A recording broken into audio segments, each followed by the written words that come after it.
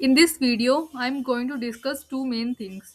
First, relationship between India and Russia, and second, what was this summit between India and Russia which has happened recently?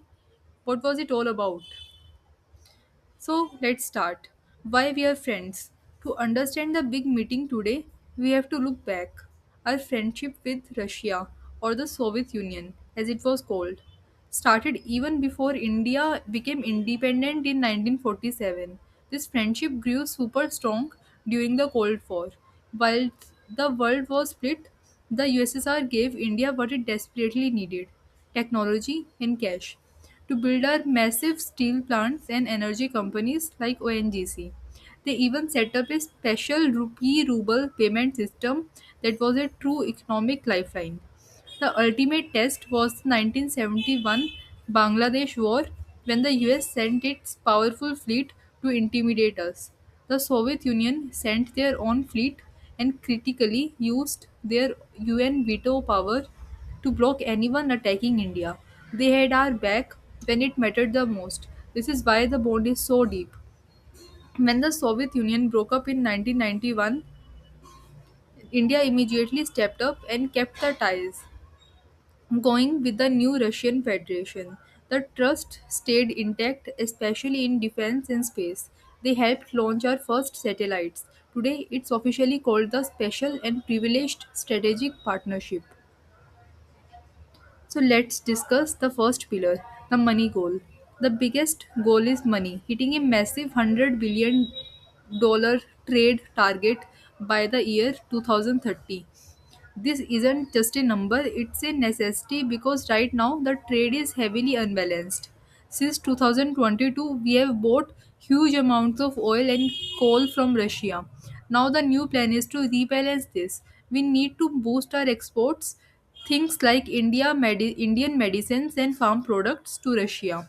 To make this possible, they are prioritizing the International North South Transport Corridor, which is basically a new, faster trade route that bypasses the Suez Canal. It cuts time and costs, a massive game changer for our goods.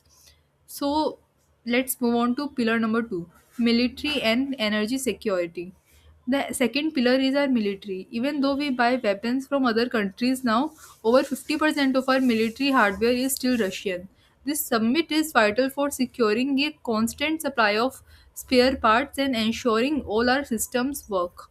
It's all about Make in India. We are moving to co-develop and co-produce things like the powerful BrahMos missile right here in India, reducing our dependency. On the energy front, Russia is a partner for nuclear power.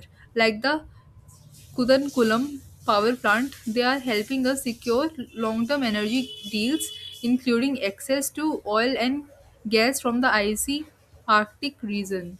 This fuels India's massive growth plans. Let's move on to pillar number three, the Global Balancing Act. The third and most complex reason is about power on the world stage. This visit is India showing the world its policy of strategic autonomy. We choose our friends based on our needs, not what others tell us. By engaging with Russia, we are telling the West, including groups like the Quad, that our friendship with them will not come at the cost of our long-time partner, Russia. It's a pragmatic balancing act. Both nations want a multipolar world, meaning a world where no single country is dominant. This shared vision makes us strong partners in big global forums like BRICS and the Shanghai Cooperation Organization.